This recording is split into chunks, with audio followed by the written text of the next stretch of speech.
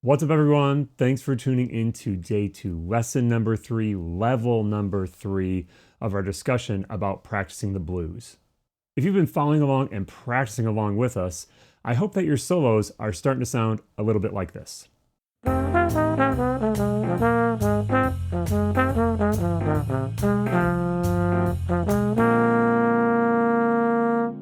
But you really might be saying, hey, I want them to sound like this.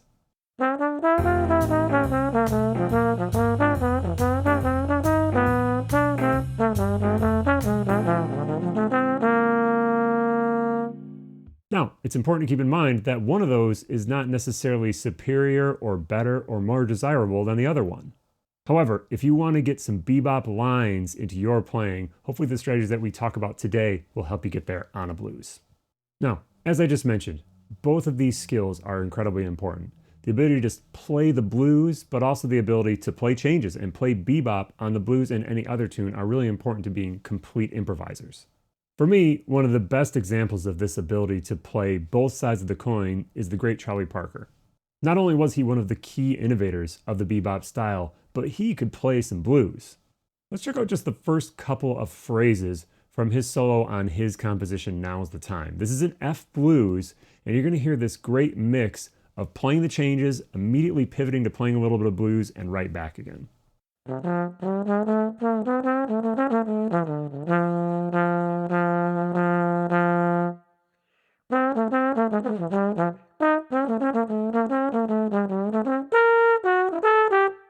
If we look at that very short nugget of transcription, right away, he's outlining the changes in a very clear fashion.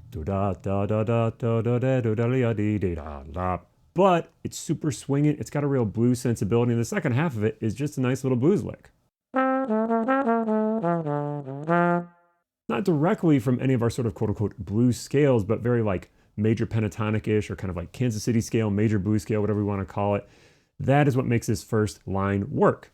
Now, in our second phrase, he starts out with just some straight up blues stuff. But then when he gets to that 6th chord, the D7 chord, he outlines that chord really clearly, goes all the way up to the flat 13. That alteration gives us a little bit of tension, and then it resolves nicely in the next bar. It doesn't get more bebop than that. His ability to combine going from the blues right into some bebop and right back in is what makes him and all the other musicians from that period so killing. We want to get some of that into our playing. There are many avenues that we need to practice to get this sensibility into our playing, whether it's on a blues or any other tune. One of the key components of being able to get that bebop sound on a blues is understanding the role that 2-5-1s play. 2-5-1s appear in many types of tunes, but they are definitely one of the driving forces behind jazz harmony. So here in the blues, one of them occurs in the last 4 bars of the song form. This area is commonly referred to as the turnaround, and so far in this series, we've been talking about a 5-4-1 turnaround. That meaning that when we get to the 9th bar, that last phrase starts with a 5 chord, in this case a C7, going to a 4 chord, a B flat 7, and then eventually going to 1, an F7. So here, we're going to make that a 2-5-1 instead. Now, if identifying these 2-5-1s is tricky for you, there's a couple things that you can think about. The first thing you've got to do is look at the root movement and see if these chords can fit together in a 2-5-1 fashion. So just looking for those places where you can combine chunks of chord to being like, okay, if this chord is the 2 chord, how could this chord a couple bars later, or a couple chords later, could it be the 1 chord? In our case, we have a G chord followed by a C by an F. And you've got to quickly recognize that as that 2-5-1, that G is connected to F. It's not just a G in isolation, it is connected to that F chord. They work together. The other thing you can look for is to look for the general pattern of seeing a minor chord to a dominant chord to an eventual resolution chord. It could be a major chord, in this case it's a dominant chord. It could even be a minor chord it's resolving to, but seeing if that little nugget of harmony can connect again as a 2-5-1. It will not be this way in every circumstance. There are times where the 2 chord is actually dominant. But if we can look for that minor, dominant to major resolution, that can at least get us started on finding all these 2-5-1s. Now, if the 1 chord, the eventual resolution, happens to be a minor chord, the 2 chord is usually going to be a half diminished chord. So if you see a half diminished to a dominant to a minor, again, there's a really good chance that that is a 2-5-1, and then you just got to think about that root movement and see if they function together in that way. Now, I mentioned how we've been doing this 5-4-1 turnaround. Those appear in many tunes as well. Both of these are incredibly common gestures in the blues, but it's important that we hear the difference so we know how to apply different ideas over the two things. So we've already been doing 5-4-1, but let me just play a little example. I'm gonna just listen to it once so we can hear the changes, and then I'll do just a little bit of soloing just over the turnaround, so just over the last 4 bars of the blues. So here is a 5-4-1 turnaround. 5, going to 4, going back to 1.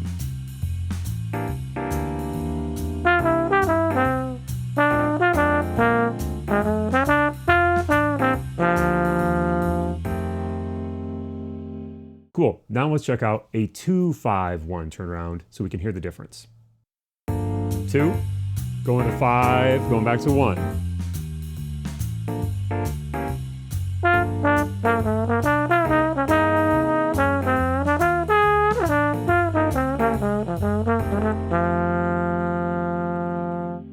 Again, you will hear both of these on many tunes, and I can't emphasize enough that one is not superior or better or anything like that than the other. They just work on different tunes and potentially in different styles. For example, if you're playing the style of the blues in like a blues band, you might see more 5-4-1 turnarounds, but that's not universally true. There are plenty of like straight up blues tunes that have 2-5-1 turnarounds and so on and so forth. Cool, so we identified that one place where a 2-5-1 lives in this tune. What are some of the other places that a 2-5-1 is going to work in this tune? And again, this is what's going to help us get some sort of like bebop sensibility into our playing.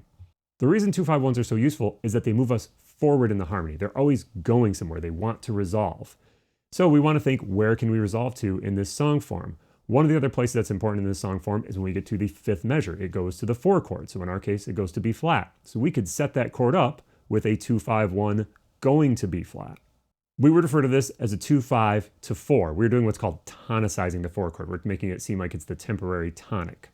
The 2-5 could take place over 2 bars, just like the same way we did when we were looking at the turnaround, or it could just take place over 1 bar. So we are superimposing those chords over the chords that are there.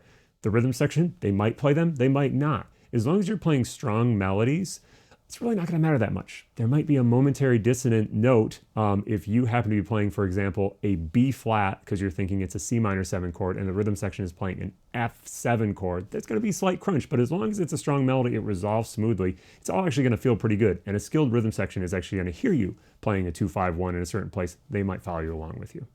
All right, let's hear what this would sound like if I just plug in a 2-5-1 lick on that 2-5 going to 4 chord.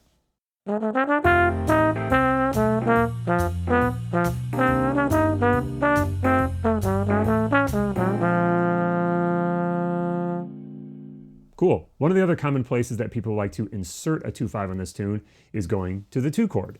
So if we think about that G minor 7 that we've got in the 9th bar as our temporary tonic, we're going to set that up with a 2-5-1. Now, if you look at your changes that I've got on the screen here, you can see there's already a D7 chord right there. So that is actually the 5th chord of G minor. So there's already kind of a 5 there getting us to G minor. We just need to put a 2 in front of it.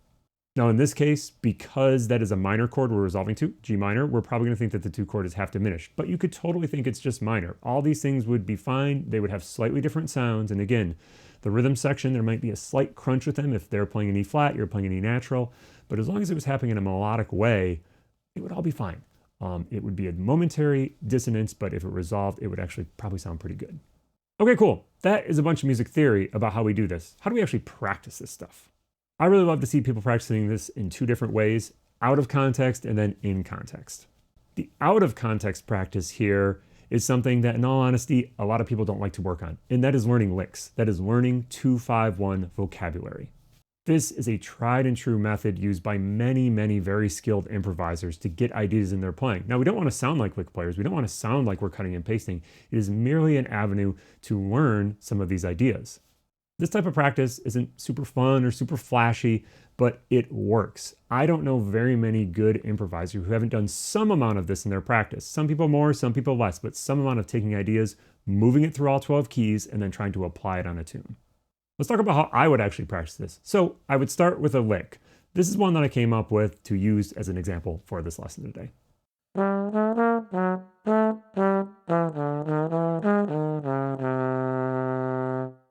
Relatively meat and potatoes. It's got some alterations in there, which I think is nice, and then it resolves. I would first try to learn this by ear, or if I composed it, I would be coming up with it by ear, and I would try to avoid writing it out if possible. Now, I did just put it on the screen just kind of for a reference here, but I would try to practice it without writing it out if possible. I would start very slow, maybe slightly out of time.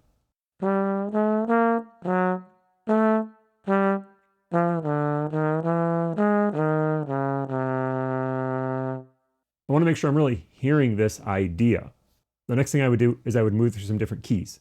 Now here, we're going to worry just about the 3 keys we need for this tune. That's a 2-5-1 to F, that's a 2-5-1 to the 4 chord, which is B flat, and then it's a 2-5-1 to G, which is the 2 chord. So when I move it to those different keys, I could use a method where I'm maybe just thinking, okay, I start on the root, then I go to the second, then I go to the flat third, that type of stuff. That works. It's very functional and it works. However, I really like to think more about the key components of a given lick. Here, I do start on the root, but then I eventually get to that major 7. To me, that's like an important part of what happens on the 2 chord here. Then it kind of moves along, and then eventually I get this enclosure around the major 3rd of the 5 chord. And then finally I have these alterations, and I might think of them in terms of alterations. I can tell you this is actually like superimposing a D flat little tetrachord, you might say, a 4-note chord over C flat, over C natural, to get some of those alterations. So those are like the key components of this lick that I'm looking for in the other keys, rather than just thinking about every single note. That might be necessary, but here I'm really going to try to streamline it and just think about these key components. So I'd go through those 3 keys very, very slow, and then eventually I would put it with a metronome. I do a couple reps through each key with the metronome to make sure it is really, really solid.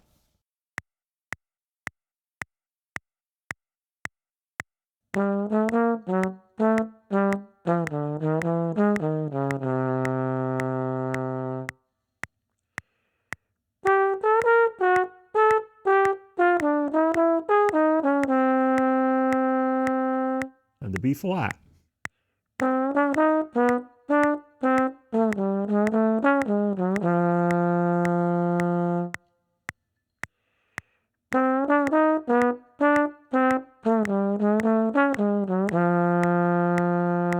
On the G.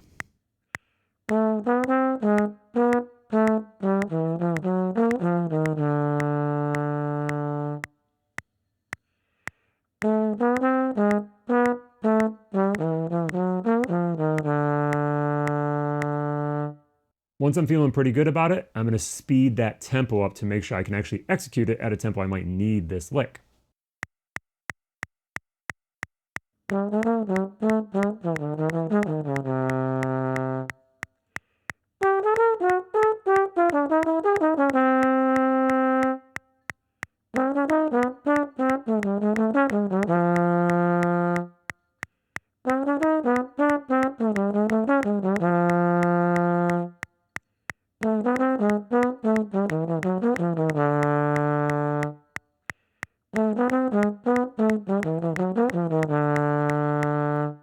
Once I'm feeling pretty good about just playing it, my next step would be to apply it, to put it into context. Since this is a long 2-5, meaning that it takes up 1 measure for the 2 chord, 1 measure for the 5 chord, eventually resolves, I would look for the places I could apply this long 2-5 in whatever tune I'm working on. In this case, it's an F blues. I'm going to apply this idea on my 2-5-1 going to the 4 chord and my 2-5-1 in the turnaround of this tune. I'm going to do 2 choruses here. The first time, I'm just going to rest and plug the lick in. I'm going to play nothing else just to make sure I can land it. Then the second chorus, I'm going to improvise relatively simple. Now, if I was actually practicing, I might do a couple choruses where I was plugging in with no other things to make sure it was really there. And then I would obviously try to apply it a little more freely, a little more organically when I was actually improvising to make it sound like it wasn't a cut and paste lick. Let's hear what that would sound like. All right, here it comes.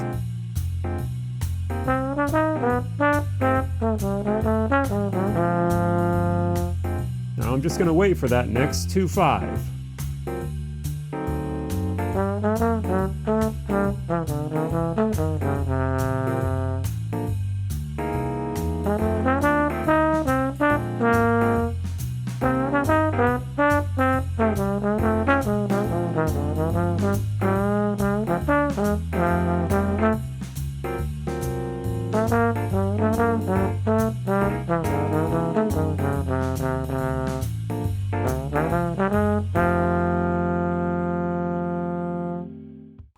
that's the process, but that only gets us part of the way there. To make these things really sound organic, you've got to be able to modify them, slice them up, turn them in different ways.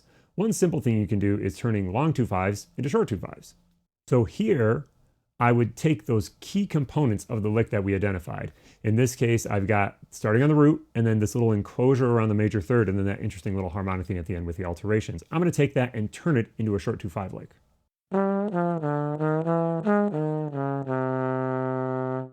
I would then take that, move it through the same process, move it into B flat and into G.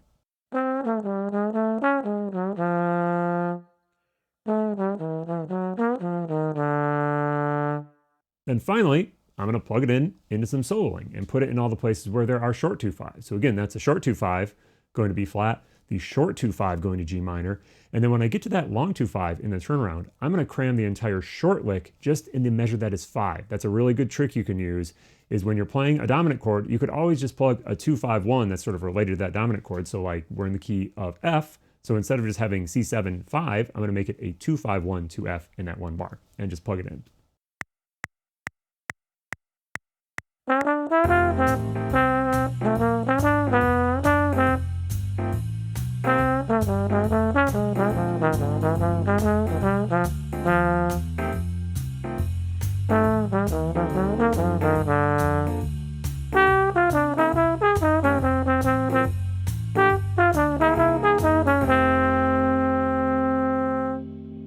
Again, this type of practice is a little bit dry. Some people don't like to practice this way. Some people say it's like, well, that's not improvising, Sean.